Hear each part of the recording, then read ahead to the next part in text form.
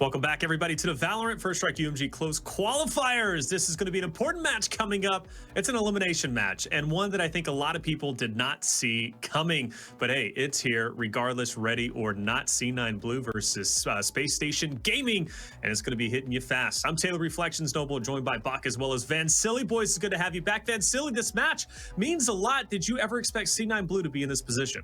That's why, as you said, a lot of players or a lot of the viewers and fans are expecting for this match, but unexpectedly, we did not think that Cloud9 was going to be in the lower brackets of their group in an elimination matchup. As they already fell fourth to eighth in the NSG qualifier, that was already a big surprise to us, at least to myself. But now to see them in an elimination matchup here versus Space Station Gaming, that is the biggest surprise. But you know, it's a nice rematch. It's a chance for them to get the redemption too, and definitely to prove and to show the fans that they have what it takes to beat SSG in a very strong fashion after correcting their mistakes. I mean, look, a rematch. You said it best, right? So speaking of rematch, I actually want to pull up the maps because I want to talk about these two, because these are two maps that we have seen, or at least three maps. And one of those is going to be the outlier, right? That's going to be split. But when it does come to Bind and Ascent, those are two maps that were played previously. Now, you said it best, Vansili. You know, this is a rematch. Space Station Gaming did beat them during the open qualifier #1 for UMG. It was on Bind 13-10, Ascent 13-11. But of course, I'll go over to you, Buck. I think the outlier map is going to be split. That is one that is going to be very, very telling. And for C9 Blue, that is one that they pick. So what do you think about these three maps overall? I mean, I still got to give the nod to Space Station a little bit just because of their previous performance against Cloud9 Blue. Sure. But ultimately, I don't think the maps really matter. I think what matters is Cloud9's out for blood. You know, Cloud9 wants that revenge, and I don't think they're going to let the same mistakes repeat themselves. Obviously, what happened last time was Roka just popped off, and obviously he had some support from Seth. But, like, they won't allow the same mistakes to occur. And if Cloud9 was smart, they knew they'd end up in this position potentially. So they went back and they watched those games and they said, okay, well, what did we do wrong? Let's make sure we fix it. So I think that the map pool ending up being somewhat similar to that previous set, that's actually good for Cloud9. I think that's worse and more detrimental for Space Station. Well, check it out. Look, I don't want to toot my own horn, but I think I'm undefeated tonight when it comes to predictions. You two are not so much. You're 1-1 so far, okay? But no, you're 2-2. But well, you should no, be I'll be honest. Bach and I did call it for Immortals to win versus T1, and you know what? I'm going to give them a little asterisk there because you know they didn't have shot up. And by the way, I just want to take the time to say. Hopefully everything's going to be okay for Shot Up, for Chet's family members, and as well for what was happening for everybody else currently in the NA scene right now with Poach, definitely. So hopefully everybody gets well very soon. And, you know, let's stop the hate about, you know, they're losing a player here or there. It's this fault, that fault. We just want everybody to have the most positive outcome ever.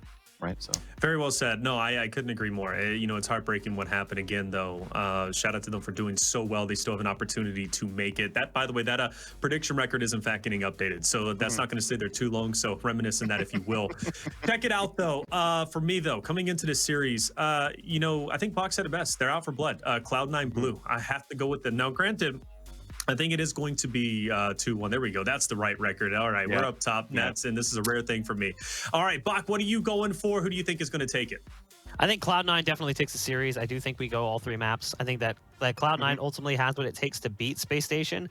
And yeah, you added in a bit of a variable there with Split. That might end up being the X factor. I don't know. But I still think that Cloud9 takes the series in 3. Yeah. Okay. Yeah. Definitely the X factor is going to be Split, but in favor of Cloud9 because we haven't seen enough of Space Station Gaming actually on Split. They haven't played it at all in any of the first strike qualifiers and even the close qualifiers. So that's going to be the biggest question mark. Cloud9 definitely shows that they definitely shown that they could definitely play on that map and have good results on it too. So I'm going to have to give it to Cloud9 2-1 as well. You know, I think it's fair to say that if Bind is won by C9 Blue, there's a very real chance the series ends in a 2-0. Correct. You know, going into Split. So this is a must-win map for the boys on Space Station Gaming. They need to come and bind. They need to hit hard, and they need to be hitting the ground running. But as we do, in fact, transition into that map, I'm going to leave you guys with a question, or at least I'm going to ask you a question, Vansili. You know, there's two dominant players on the team. Obviously, for Space Station Gaming, they've got Roka. For C9 Blue, obviously, it has to be Tinge, right? Those two players, I assume, are going to butt heads. What is the difference between those two? And in terms of overall changing the outcome of the match, who do you think has the leg up?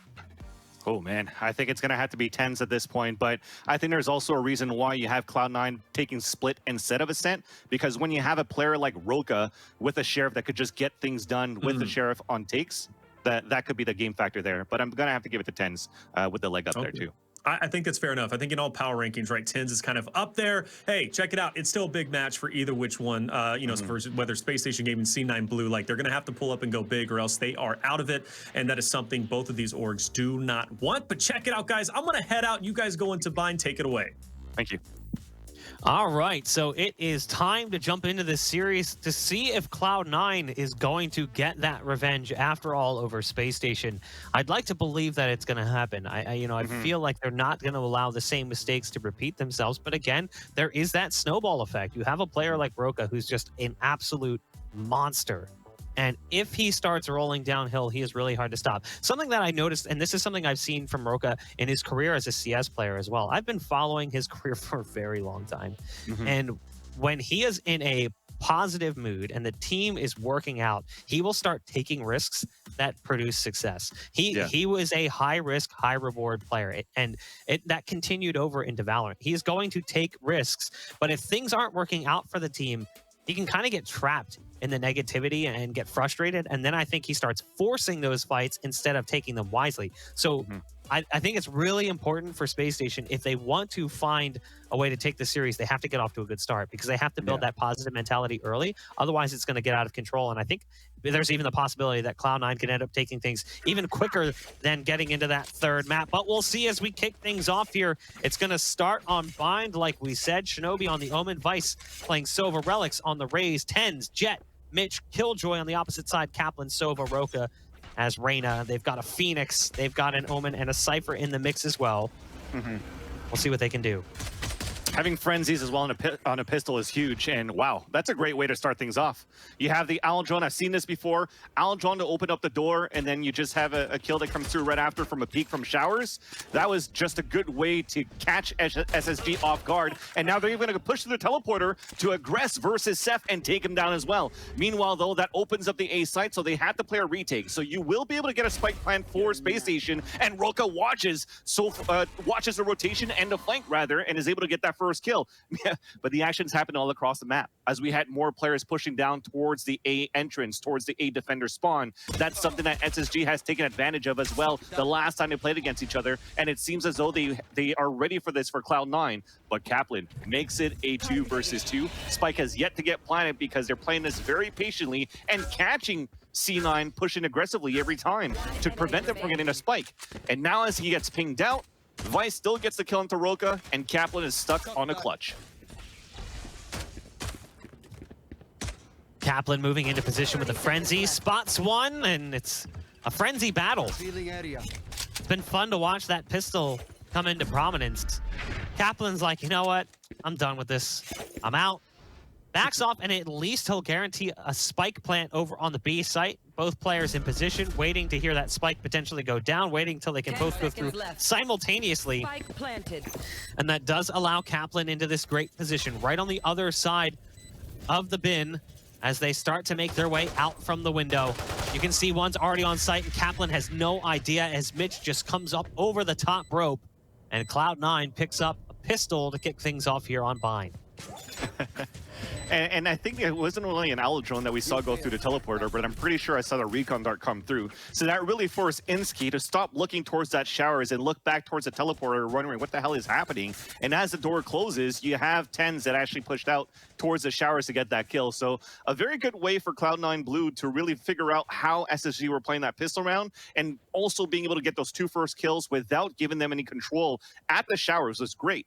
But Roka tried to turn things around. It was great for SSG in their end to have individual plays to catch Cloud9 off rotations, but it didn't pay off in the end. It was still a 2 versus 1 where, unfortunately, the Frenzy didn't come into favor for Kaplan either, and he's going to look for a moment of salvation. He's going to buy another Frenzy into this round, but it is going to be an eco for Spacey opening with these shares, where they've been very strong with. And it's not only Roka, I know we've talked about him a lot, but There's been some great 2Ks, some positioning from Insky as well as the with the Sheriff, and Boostio also had multiple 2Ks, 3Ks on this very map versus Cloud9 Blue. So all of these players from Space Station Gaming have popped off, and this might be the only map where they could actually make this series a little bit more close. But with the pistol that was won by Cloud9 to start things off, it's going to be a tough feat to actually try to tie this game up. Roka backing off as the dart comes through and gives away his position. That allows Cloud9 to get this advanced spot, and it also makes the take that much harder if they were even to try to get in. But Tens is having none of that. Tens with the Bulldog from distance finds 3.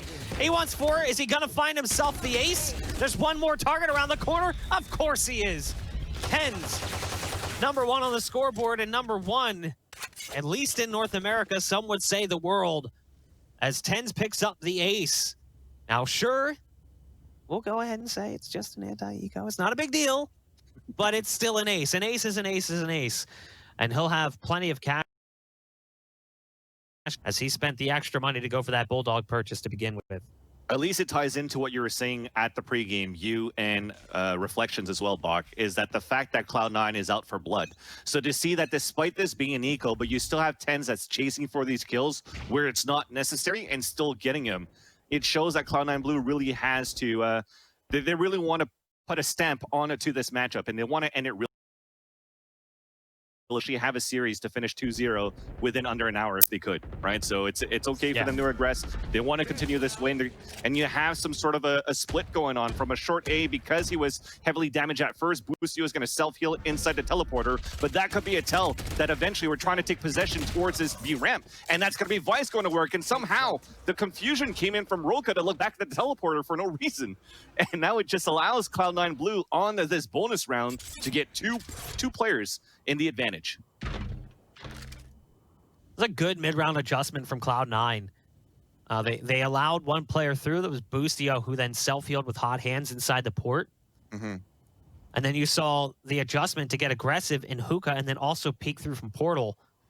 So they had a double peek on mid. It worked out really nicely for them, and they've given themselves a 2-player advantage.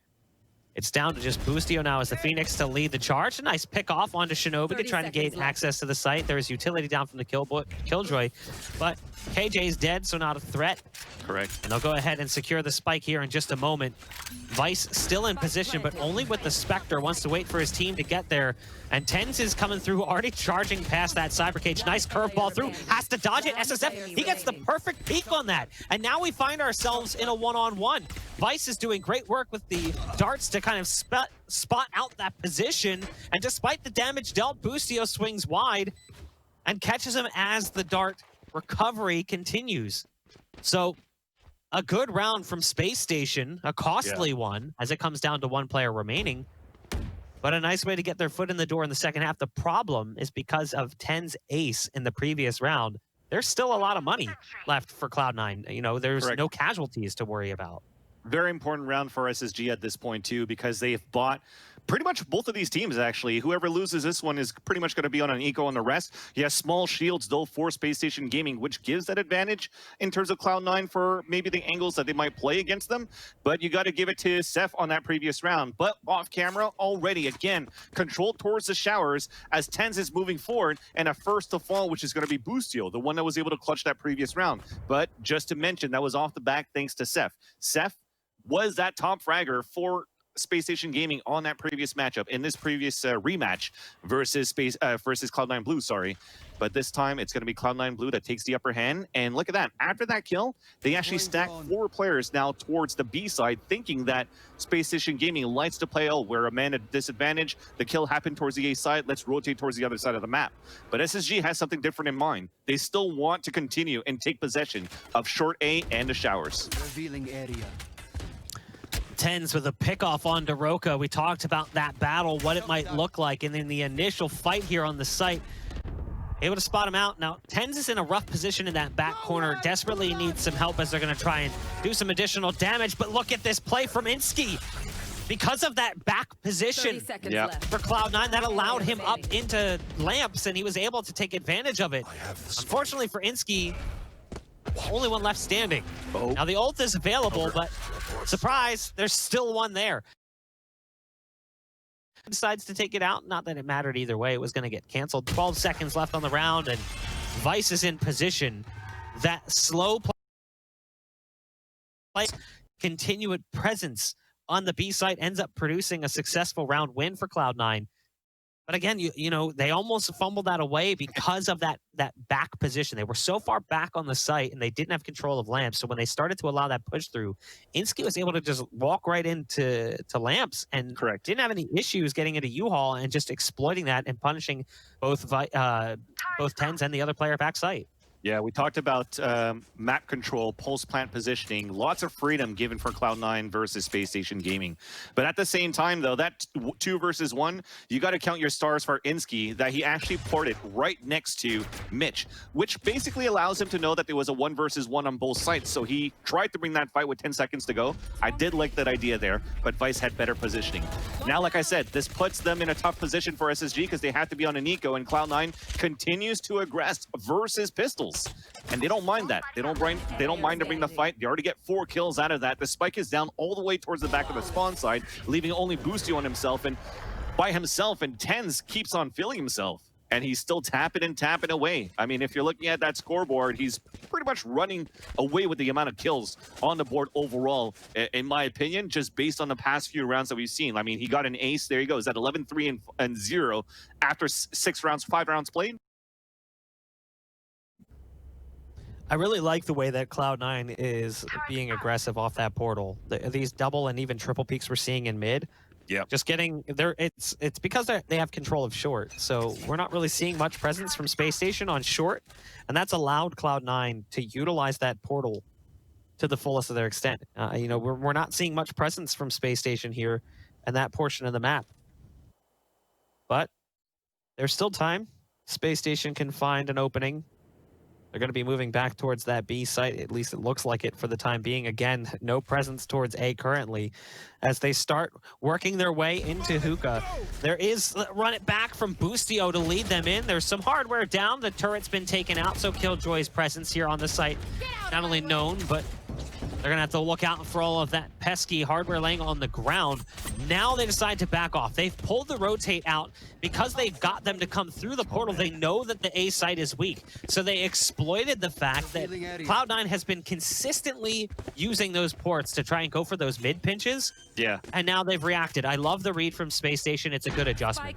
You still would have hoped some kills would have happened from that hookah area because they took control with 2 players there. So with 1 going through the teleporter, or even 2, you would hope that they would have a 2-2 trade and take the upper hand. But now it's a tough 4 versus 2 or 3 versus 4 retake who evens it up on a 3-3 tally. The retake is coming through now for Cloud9 Blue as Tens is moving out towards Heaven, but Lamp Control is still in possession of SSG. So Seth gets the headshot.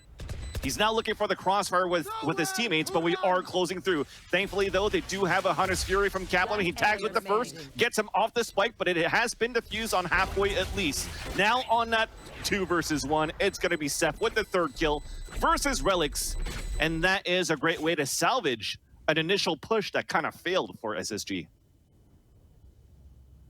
Yeah, it's interesting how that comes together. I love the adjustment, that mid-round call from Space Station. Knowing that Cloud9, we were just praising them for it.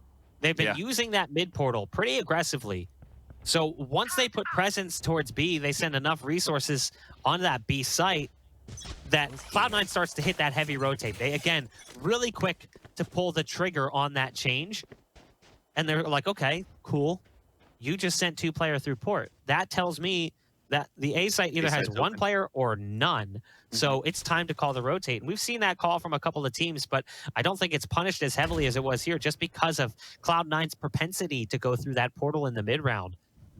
We'll see if Space Station starts to play with that a little bit more as well and continues to utilize that to their advantage. Again, their A presence basically is non-existent. So you've just got Sova and Spawn watching for a push. Jets and Showers, Omen was there as well. But Tens isn't really going to spot much because they continue to make their... They continue to take their fight over towards B, where we see SF picking off 2 players, but there's still 1 more. It's Vice pushing down close.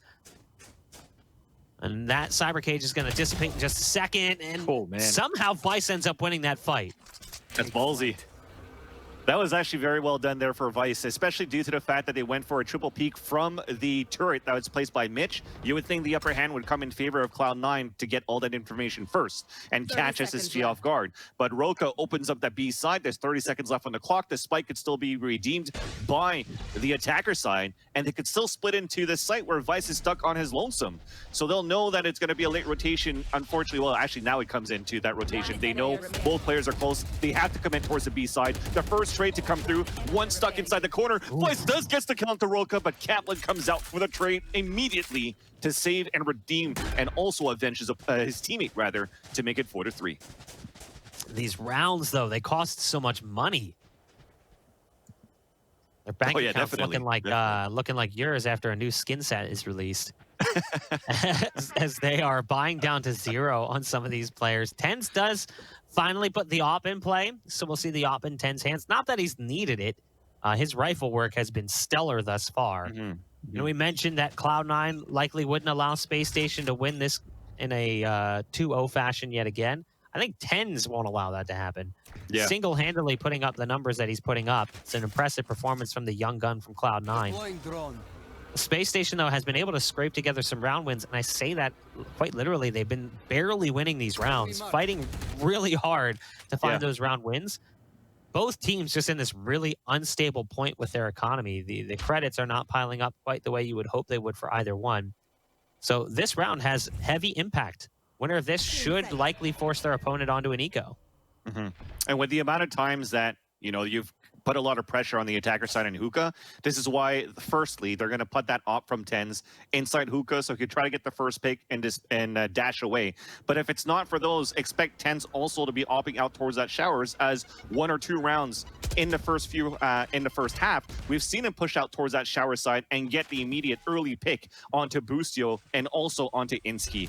But now as they have a lot of resources on the B side, we have initiation and a push towards the attacker side for SSG inside A. And they're still going to try to come in right now just to try to see if they can get a couple of kills before. But now they're forced to fall back just because of the Killjoy lockdown.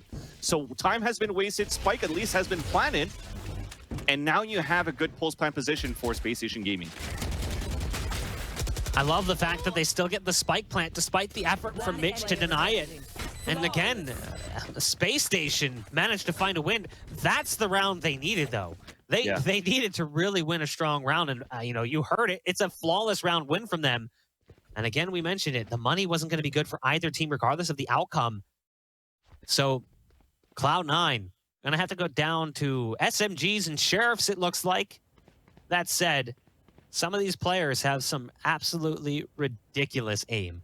You look at TenZ, he's obviously the one that gets profiled the most, but we've seen Relics have his fair share of dirty shots with pistols.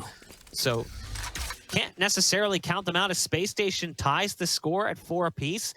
And now we'll see them start putting more pressure on this A site, which is what I like. They've been going towards B for the most of these last 8 rounds. They've been putting presence on that B site early. This time around, though, it looks like they're going to be pressuring the A site. And after that last round, who could blame them? They found success there, and it was one of the best round wins they've had yet. And they were hoping for Cloud9 to have an aggressive position on that short A to start things off. Frenzy's playing close range, but after that owl drone, you kind of force them back, which gives a lot of map control now for Space Station with the rifles that they have. So you have to play a lot more passively now for Cloud9 Blue. You want to play the off angles, and it starts off at the entrance there from TenZ, but he gets damaged down to about 10 HP, forced to retreat inside the site, so that weakens things up again. But that's the thing, they don't really have more information from Cloud9 Blue because they haven't pushed on the opposite side of the map. So those 2 players are still going to be stuck inside Hookah, while the rest now could move in towards the A side. At least a trade comes in their favor. It makes it a 4 versus 4. A big paranoia will force Shinobi back into the site, but now he's met up with Relics, where they could double it up on a peak against Kaplan, but he gets both of them down. This is good right now for the attackers. The spike has been planted, last one on a flank, and Mitch will fall. So SSG, they take the lead, and this is a very similar scenario to the last time, because the last time, Cloud9 Blue, I think they were only able to get 5 rounds on the defender side. So this could actually still repeat here, Bach, where you might have a chance on this first map for SSG, but again, it's going to be a very tough matchup for them on the second one on Split.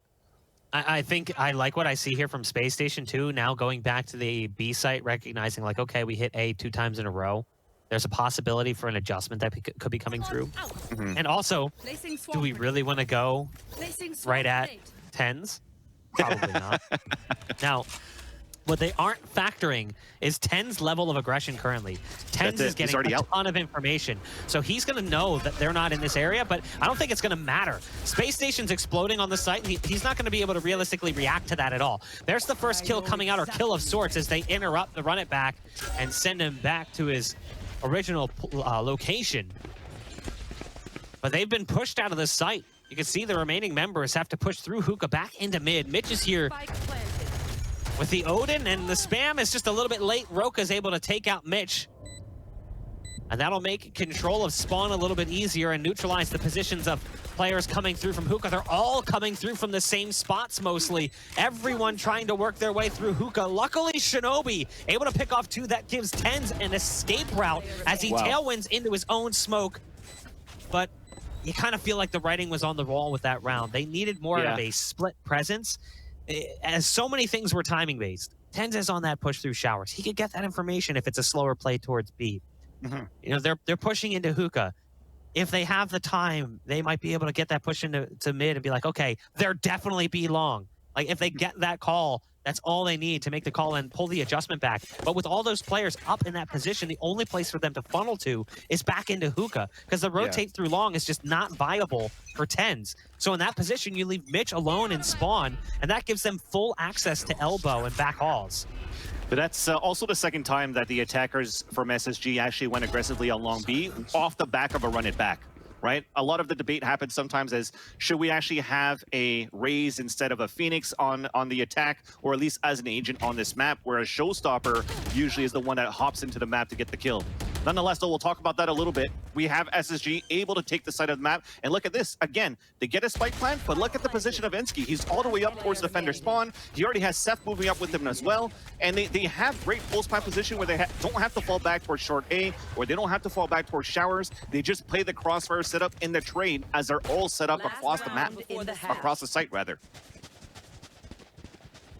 But, final round of the first half, and we've got 10's bringing out that off. But go ahead, sound like you wanted to add something there. Yeah, sorry, I was just wanted to take that time to continue on that debate about the Raze and the Phoenix, right? And the Phoenix so far from Boostio, that's twice that he's able to use it to get into at least elbow to try to get that information so that somebody like Rolka could come in and get the trade-off when the run it back gets depleted. So I think they're using it greatly for SSG on the aggressive pushes. It's a great rebound from Space Station. It was starting out a little bit rough, but they turned things around, and I think part of that was just finding the weakness over on the A side. Kaplan able to pick off Shinobi. So no more smokes on the round for Cloud9. Space Station, again, they have control of long B, and they've got players in Hookah as well. They'll be popping out onto the site in just a moment. Mitch gets smoked out. He's stuck inside that dark cover. There's a Lear that comes through, but Mitch somehow able to spot out Roka, so that's a nice little pickup as they try to gain access to the site. Boostio still able to push back into the backside. And they'll also go ahead and take out the Nano Swarm that would have been directly underneath the spike as it goes down inside Tuna. The retake is already well underway, and that's 10's with the dirty shot through the steel container. 10's looking for more as well. An absolutely ridiculous flick back from 10's. The spike planted inside. It's almost impossible for Kaplan to do anything about it. You mentioned it. Cloud9 got 5 rounds the last time. They're going to get that again. Yeah, and you got to give it. Yes, 10's had a beautiful shot there through the Tuna Can, but you saw it.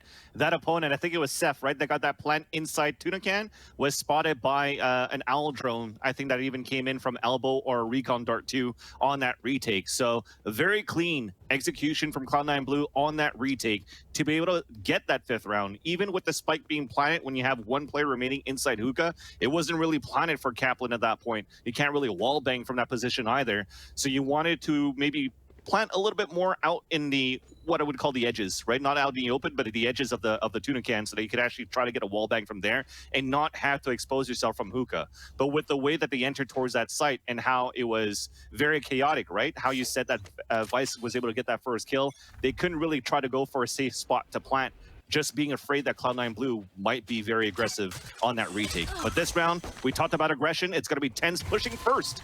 But that battle, the top duelist for each team, it's going to be Roka that takes the upper hand. Oh, all right. Ooh. Even Relic's paused for a moment, like he's just kind of like, oh, well, okay. I'll take it. Yeah, like totally meant to do that. Relic's actually has a potential line on another kill as well. There's one using dark cover to sneak right around the corner to the back of that box, and that's a nice pickoff from Kaplan. A little bit scary there as Relic's was holding that for a moment, but the smoke was just big enough to allow that position. Cloud9 down a player currently, but like they're able to do this. Yeah, you're right. You've got Omen right around the corner. You've got one already pushed up in mid. I mean, Space Station has great positioning, like you said. Yeah. So the last two guys now just looking for redemption here with Shinobi and Vice. I mean, they do have the spike. They have 30 seconds left, but the only information they have was that push from Boostio. They don't know the full rotation came back towards the A side. I mean, they might have an idea since they know that the flank came in from Boostio, but they don't know that somebody's playing inside this cubby, and that's an easy kill for Insky. Second one, it will get the dink. Vice will get a kill before, and that's it. I mean, you lose a player out of that, out of that trade, sorry. But what you really want is a round, and SSG definitely got it. And that frenzy on pistol, we've seen it maybe, what, a couple of months ago when Sinatra kept using it on that frenzy, and you're starting to see more and more frenzies on pistols, which comes up very positively for these teams.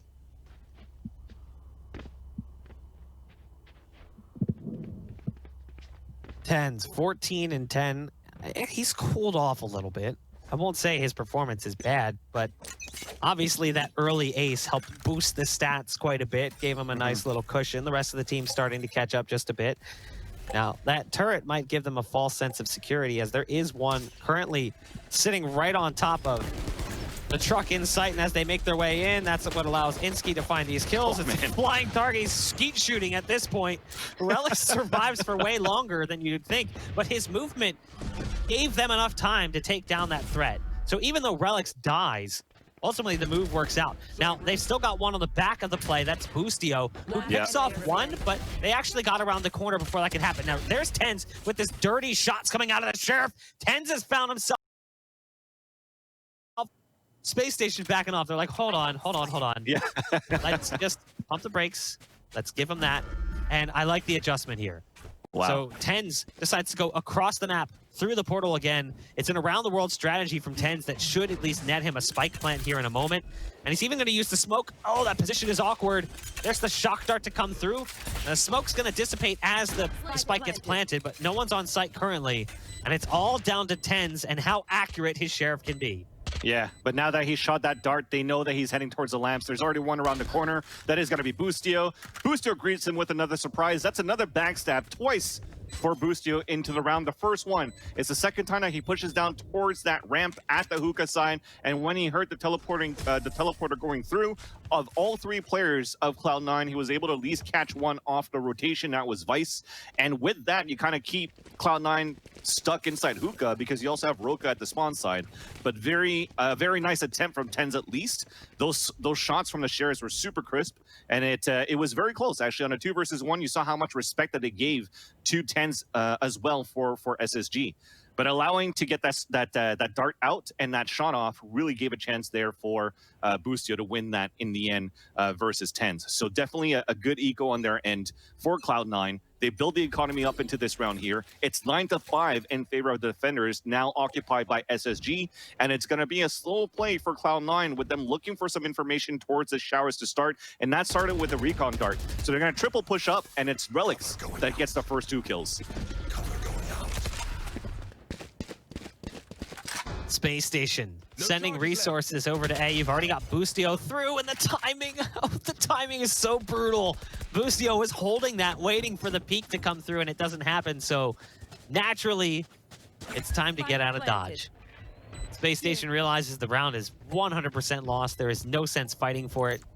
So they'll stack up somewhere with what equipment they've got left and try and salvage it and bring it into the next round. They were 1 round away from finding double digits, but the buy round from Cloud9 proved to be a bit too much. Yeah, and again, it was just off the great utility and push that you have from Cloud9. And it's not unfamiliar territory for Cloud9 how they play their attacker side too. They're okay playing, or not okay, it's just their way of setting up and making sure that they have the trade to take the early map control. And with that triple to get 2 kills with no losses, you're definitely taking that and you're rushing straight into the site. You don't have to move any more slowly.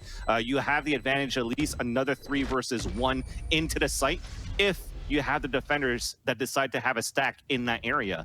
So Cloud9 Blue definitely played that super well, and they could continue with that. I mean, when you have somebody like Tens that's fragging the way that he does, Relix has been a little bit quiet. We didn't talk about his name a lot, but he just got a nice 2K off that one too. And if he's able to bring in that consistency that we know Relix is for, like that sleeper fragger that you have for Cloud9, when you start having those 2 players activated, you're going to have to start being careful being in the shoes of Space Station Gaming. So you're going to have to start giving them that respect too, or disrespect them at the same time and push back against them like Cloud9 did on defense.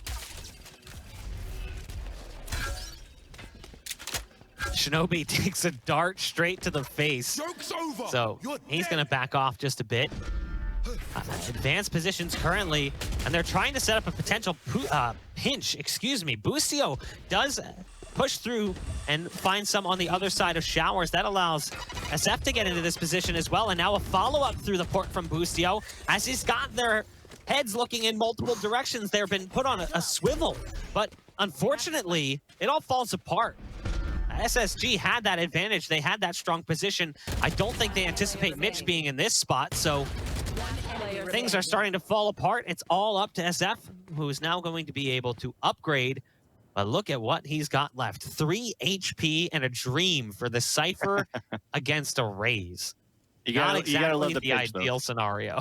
Yeah, you're definitely happy with the pinch, and you know, with the run it back that they use for Space Station Gaming, the rest of them you saw it was sort of an eco. So this being salvaged by SF, and if you could actually get maybe some damage, maybe a kill, even if the spike goes off, you're happy with the result for Space Station Gaming. But Relix at this point, he doesn't know how much HP his opponent has, and sometimes you've seen in the past matches throughout this tournament that 3 HP, 4 HP, 1 HP is definitely good enough to still win the round. So SF is committing to this. He's gonna tap on his spike to push him out and even force out an ultimate. So this is huge right now, and it misses. But finally, Relix gets the kill, salvages the round for Cloud9 Blue, and we have a 9-7 scoreline for SSG. Yeah, I mean, you mentioned how he forces that ult out. I mean, that's actually important. Pulling that rocket out, probably not necessary. Relix gets a little trigger happy with the ult, the showstopper, thinking maybe it would be necessary, ends up connecting with the top of APC. So I guess that's like the silver lining, that like the one plus side of the way that that round went. It was great work from them in general. SF started with a Sheriff and managed to bring it to an almost winnable position.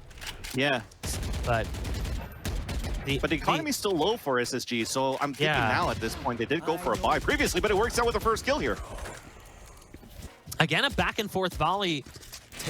This happened last round. The difference was last round, Space Station had rifles. This round, they get aggressive on short, and they try to push back Cloud9 just a bit. And they take the fight straight to their doorstep. We do find ourselves in a 3-on-3. There's some economic damage dealt for sure. And Space Station, even if they do lose this round, they still have control of the scoreboard. A bye will follow in the round after this. And that's when the pressure's on. Still 2 players over towards B. There's one on A currently. You've got Sova, who's sitting inside lamps. Should be Kaplan. Yep. Who's sitting on a frenzy. One of the few players that didn't opt for a Sheriff on the round, and we've seen that already in the past. Boostio over in Hookah and Roka on site, both on Sheriffs as well. So the pressure is on for Kaplan to try and find a kill, maybe scoop up a weapon if possible. Realistically, though, this should be a round for Cloud9. Yeah. Especially with the lockdown. And I think he's okay, Kaplan, right now. I don't think he's going to peek. He's going to call that the plan's coming here. He's going to wait for his teammates. And while he doesn't give away his position, if somebody's going to try to walk into U-Haul to take control, okay, that lockdown's going to be huge now. It's going to be pretty much impossible for Kaplan to get out. So he wants to get a kill at least with him before he falls. And he goes face-to-face against Mitch, gets the tap, gets the kill. That is perfect for him right now. And as the lockdown will happen, he could maybe break it because he was out there on the top. but it's not going to happen, and it's going to be Relics that gets the kill. But it's a 2 versus 2. They know where the last 2 players are at. Roka looking for the shots out of the Sheriff. It's a blast pack that gets Relics into a better position. But now it's down to Vice. Vice is holding, and they're just going to try and stick the spike. Does he have the time? Of course he doesn't. He's going for it, but he realizes it's already lost. What can you do? Vice is hunting, looking for the kill. Vice actually gets it right before the spike detonates. But again, we talked about it. Space Station did not come into that round with a crazy investment. That was actually just pistols. Now, is there money left on the table for Cloud9? Sure there is. They've got plenty to buy, but every penny counts. Yep. So now we'll see the buy come through from both teams. A little bit more staying power, economically speaking, for Cloud9, just because of the fact that they've won 3 rounds in a row. So they're not in a position where they have to worry about being unable to buy in the round that follows this if they were to lose. Whereas that can't be said about Space Station. So despite Space Station's efforts, the cash has built up just enough to give a 1-round cushion for Cloud9 Blue. Roka, he's the man to keep your eyes on. He's currently in hookah, holding a very wide angle. Just kind of going with an angle that no one would anticipate, but has to back off as the Owl drone comes through. Well, that dark cover that came out allows Roka to stay into his spawn, actually. So this is going to be big under window. They have a 4-player stack. They're okay with that because SF is actually playing a solo A side as that Cypher, trying to get as much information as he can with the camera and stay alive as long as he can inside that the lamp, sorry. And the thing that's difficult right now, though, is that you do have a Hunter's Fury for Vice. So if he decides to ult in there, it would be very hard for Seth to try to stay alive. But thankfully, there you go. He's playing more towards that back. The Hunter's Fury comes out. It goes inside the lamp, but he's already safe and out of position. So this is going to be big right now for Seth to stay alive and wait for his teammates to rotate. Oh, there's the spike being secured here. It's a 5-on-5. It'll be a full force retake as both teams prepare to just clash on the site. They're going to collide. And what happens when an unstoppable force hits an immovable object? We might find out in just a moment. They're beginning their push out from spawn. There's the dart to try to lead them in. Dark cover and paranoia coming out from Omen for the attacking side. Kaplan trying to make his way through. Has to be careful though, low on ammo and ends up being taken down. But it's Space Station who's found themselves in an advantageous position. They know where Shinobi's at, the last player standing. And as he goes for the wide swing, Roka is holding. That's double-digit rounds right now for Space Station as they somehow found a way back onto the site. The fight really took place inside U-Haul or Lamps, and they just, boom, 2 forces just collide. And Space Station's able to win out on a lot of the duels. We didn't see all of them, but ultimately it's the attacking side of C9 who falls short in the round. Yeah. And it's Space Station to pick up that double-digit round finally. An offer of you, just having Kaplan taking an advantage of the dark cover. You know, even if he gets hit by the paranoia, it doesn't really matter from his position because he's playing it so close at the staircase that he's already going to see his opponent if he decides to wide swing into it. So as he doesn't see any opposition, he keeps 2 players really inside lamp focused on him for the rest of SSG to push out and get those kills. So now you're putting Tens and company right now into another buy, but this might be the last buy available for them should they lose this one here. Unless they get another spike plan here, things may change. But Mitch is the first to fall. Tens has popped out the Blade Storm to trade it out.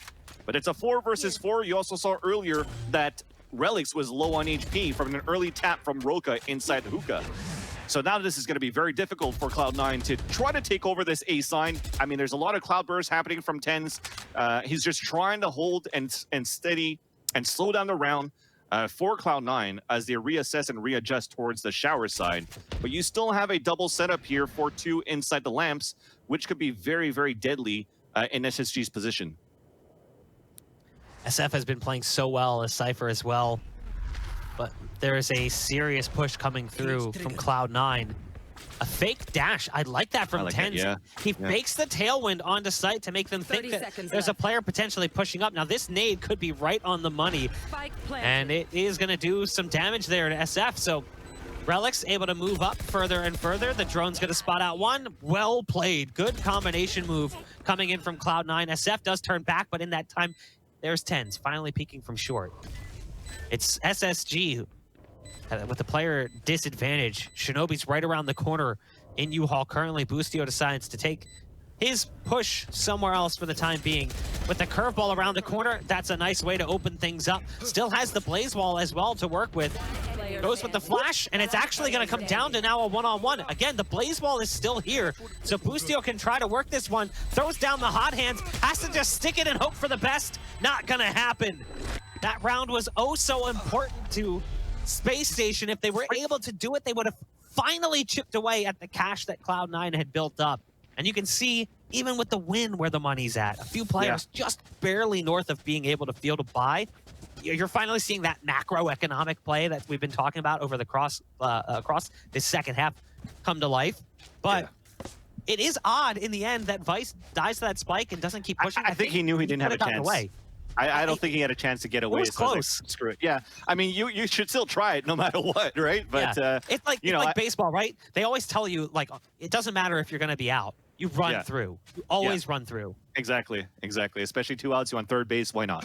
And that was pretty much that point for Cloud9 Blue. Because now, that's a great way to cancel that. That would have been the second time, that you would have had Boostio ult and try to get through towards the teleporter and get information on the A side, while the rest of the focus from SSG, you saw that 3-man stack towards the A side, it's been totally nullified. But the camera gets popped up by SF, that's going to look back towards that area of spawn, and you're rotating everybody back towards the A side. But the thing is, for Cloud9, they're still lurking a little bit, but finally you see that they're edging back towards a mid to B split, and SSG has read this perfectly, at least to start. How does Cloud9 try to retake this right now? I mean, they have a showstopper that they can utilize to just satchel into the site and maybe open it up on the end. I'm pretty sure you still have the paint shells available for relics too, so it's still going to be a very difficult hold, especially from these positions. Somebody like Insky in that corner of the B cubby right now is heavily exposed from paint shells.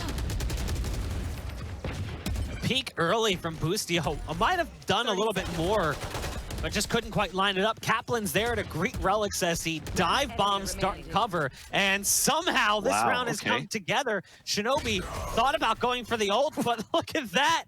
4 players survive for Space Station. They scrape together a buy and they make it work. Cloud9 walks right into the trap, and Space Station capitalizes. Big round from them, and now the money finally broken for Cloud9. It's almost worse than it would have been had they lost the round prior, because now their money is in this state and they have the chance to grab that 12th round if you're on Space Station. It's not looking good, and you can see just how important the round is. Cloud9 is spending every penny they've got. Because I think, if I'm not mistaken, it would have been in a position to have 2 broken buys. So why not try to bring it to as much as you can to salvage it, right? You have a Sheriff, you have a Vandal, instead of having to go Spectre, Bulldog, and then Spectre, Bulldog, and around after, possibly with the economy that you have, then they just wanted to try to gamble it into this round here. The thing is, for SSG, you're right. They had to force themselves on a previous round, which paid off in their favor. I know exactly where. The pickoff from Vice with the ult, it gave them a tiny little opportunity, but Space Station quickly stomps that one out as they responded in kind with the rifles that were mostly brought in from the previous round. A gift from Cloud9. Cloud9 now grouping up towards short. They don't really have much map control currently, so they're just going to push up further and further. That dart is going to scare Shinobi away, so what little advanced positions they had lost, and even pushing back into that spot now is a little bit risky, given that the dart kind of sold out the play. Now dark cover will come through as Mitch goes for a pickup on a rifle. Will find himself a Vandal, but not prepared for that. SF just slams through the smoke as Mitch is gun juggling, trying to make things work, and yeah, that just didn't pan out the way that he had hoped. Yeah, I was going to say that's good. You can pick up the rifle, reload, go through the teleporter, and hit B. With the time remaining, now you come into B, but you don't have any really big weapons to work with. Big dart that's going to spot one, but Boostio still holds the B site from the cubby area. And they do put map point for SSG now versus Cloud9. And SSG continue to impress the fans right now as, again, we haven't seen a lot of SSG in the past matches, tournaments that they've done. They had a hard time getting out of groups, and now that they finally make it into the close qualifier of the UMG, they're also looking to get another win versus Cloud9, because this is not the first time that these guys meet with each other on the UMG close qualifier. They just did yesterday, where SSG was able to win this series 2-0.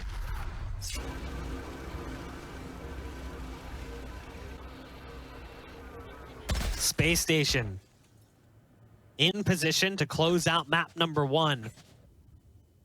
We all kind of thought this was a reality. I don't think this is a surprise at all. Space Station plays Bind and plays it well. The curveball is the next map, which is Split. Now Boostio able to find one, and then again saying curveball, this time referring to the skill. Gets caught as he waits for the recovery period. Can't get the rifle out in time. That allows them up onto the site. Roka picks off 10s from distance.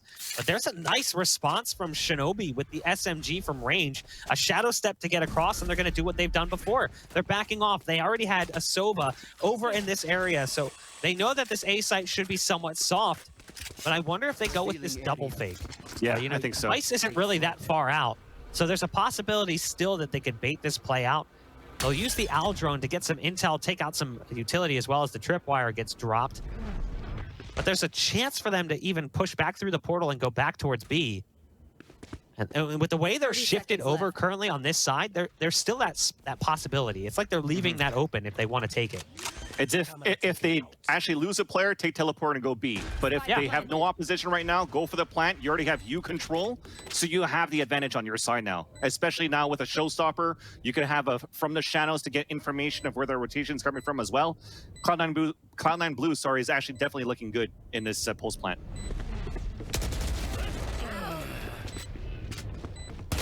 Relics picking off SF. Insky gonna go down as well. Well held from Cloud9 currently. Their position certainly isn't ideal. All players currently in U-Haul. Kaplan knows there's one more around the corner, but you got to applaud Cloud9 the way they played that round. Coming in with stingers and SMGs, it wasn't exactly what one would consider ideal, but they managed to pull it off, and now they've got some cash to fall back on and some rifles as well. Still not great. Still scraping every penny they've got out from underneath the couch cushions. And it's going to result in Mitch being forced to use a Guardian. Mitch struggling as well as the Killjoy currently. We've seen Mitch put up great numbers as Killjoy, but it seems like it's very map specific when it comes to Killjoy performance. I've said this before, and it's not a Mitch specific thing. It's just the way the agent plays. I don't think that Killjoys typically have good performances on maps like Bind and Haven. I think that in general, I feel like they do much better on Ascent and Split. And we'll see if that's going to be the case, as some of those maps will be coming up in the series. So Boostio for another time, run it back, saw a couple of players towards the spawn side too, so they rotate Roka back through the spawn and try to go for a triple towards the A side. But just really quickly, from that pulse plant position from Cloud9 on that previous round, I like it that they played it close to the staircase. They knew that Insky probably still had a paranoia, and on a retake would actually throw that paranoia in that little cubby area where most people would try to hold a tight angle, but they played it much closer, and they caught SSG off that rotation back. So I like it how you readjust and how you adapt to these type of gameplays. And from scrimming all of these teams, you kind of have a feel of how these players are playing. And now on their side for SSG, they kind of have an expectation that it's still going to be a slow play from Cloud9, and this time going to be affected towards this B side. And that paranoia hits his teammate for a bit, but Mitch still tries to move in. Big dart that allows Seth to get 2 kills. A showstopper to come out. That's going to connect, but not until he gets a 3rd kill of himself. So now it's a 3 versus 2. The Spike looking to move back here to get a plant towards the A side. It might happen at triple. And as they rotate back, they do have 1 man under for Cloud9. And SSG is looking big on this retake. Because you went for the teleport, they knew it was happening. You already had 2 guys on half rotations. So it was a faster retake now for Cloud9.